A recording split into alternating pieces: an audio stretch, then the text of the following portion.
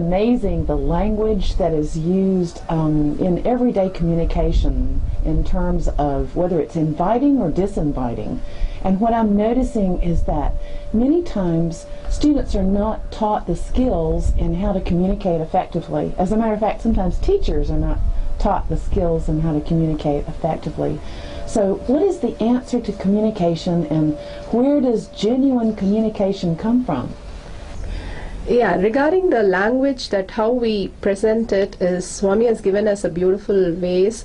The first thing is the awareness in us brings the language. When we are speaking, when you are listening, if we have more attentive, we are able to grasp and use the appropriate words.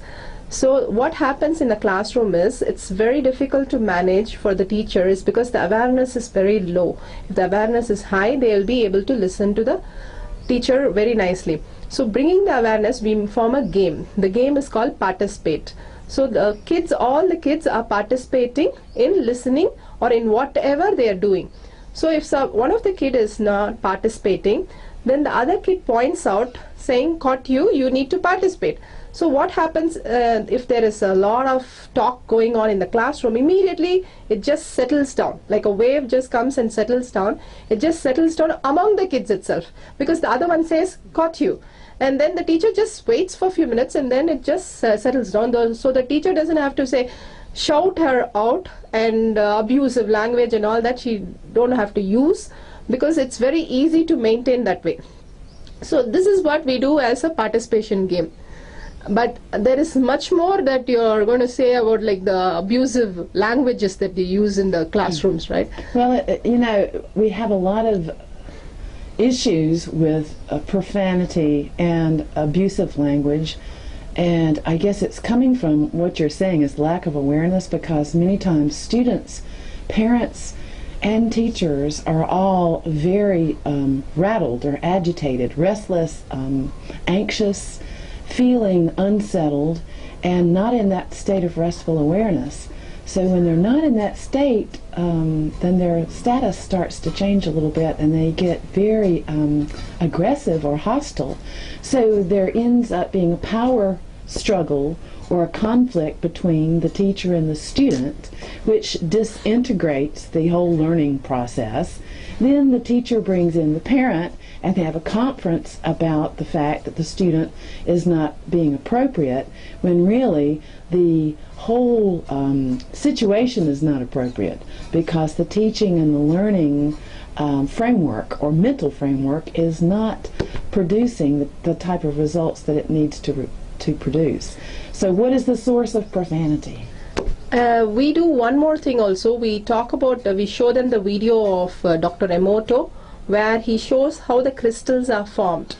Because we say one positive word, how our body crystals are formed, and how we say a negative word, how our body crystals are formed. So what we do is, we do a small experiment. We ask them to take mustard seed and do as an experiment, planting in small cups. We all place the cup in one side as anger and the other side as love. So we go to this anger, and whenever the kids get upset, we ask them to shout at the plants, thinking their names are going to be written on each one.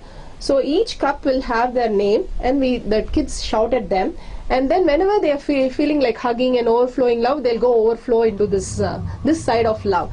So by doing that, in a week's time, they're able to see the mustard seeds are growing, but it's growing as a stunted, or the leaves are bent, or the whole plant is bent, and all kind of things, where the love is like tall and beautiful. Even the leaves form in the shape of heart.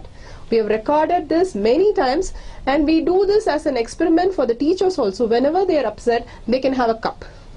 Technically, it's as simple as that. And so the whole thing, the kids understand what's going on with just the words. And we do even for the food. We kept in 2 containers the food and told them how one ferments and one gets spoiled.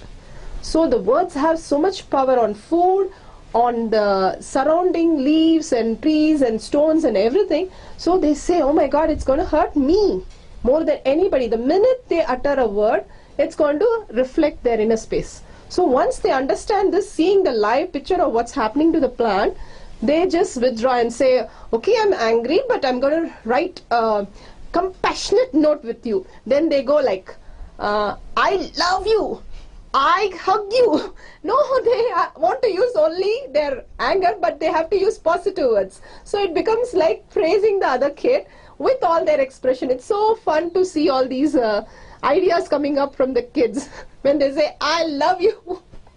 So it's really amazing to see how, in your situation, the students are taking that resource that they have within, which is stemming from pure consciousness, and they are working from a foundation that's very solid and has all the integrity and all the respect and all of the truth that is embodied in that state of awareness.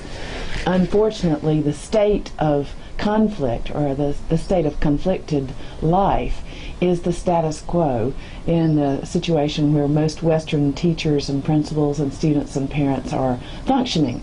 So how do we get back to the source? And how do we solve the conflict that ends up starting out in the classroom, and then about 20% of the population of the school drops out of school?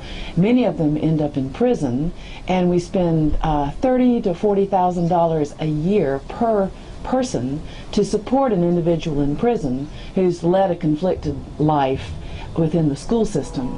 So we're spending billions of dollars in many countries in the Western world to support a conflicted life habit, or what we call pretty much a diseased society. So what is the answer? What is the solution to this problem? See, basically what happens, it starts with saying a bad word, or starts with telling the mom something bad, or the teacher. But what happens, the reaction to that is the mom really shouts back, and they'll understand, okay, if somebody says a bad word, you shout back, you become violent. So the teacher again shuts down, says, don't talk this, you'll be out of the school.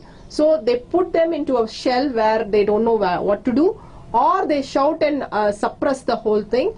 So these are the things. So what happens to the kid is, they start manipulating the whole situation. They start lying. They think lying is so nice that we can get out of the whole problem. So once they start lying, it becomes very difficult for them to get out, because it's a fear. It's a fear about, if we express what we have inside, we are going to be in trouble. So we will do new thing. We will not shout or abuse. We will go for manipulation of lying. So I can do anything and get away with lying. 2 times they do.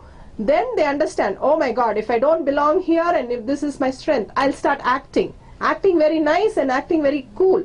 That way nobody will catch me, but they land up in bigger problems, land up in bigger mess, and then they're going to jail and other places. But the whole thing is, if they understand who is at the problem, their own inner space. If they manipulate, it's their inner space they are manipulating, not other person. This is the key. Again and again, it's the inner space which they are manipulating. They're lying to the sincerity of themselves. Being sincerity to yourself, it's being a freedom. If you're not sincere to yourself in every moment, then you're manipulating your whole life. So each time we do that, we get caught in that manipulation, thinking it is easy and cool. But actually each step is going away from ourselves, and the sincerity breaks. And each time we just say, okay, let go. Why you should pick this? If they find any rubber, we just put it in the bag. I mean, eraser or a pencil, they just put it in the bag, because it's no problem. We just say, anybody ask? I got it from the shop. That's all, as simple as that. But what happens in the small, every time we start building, we become insincere to ourselves.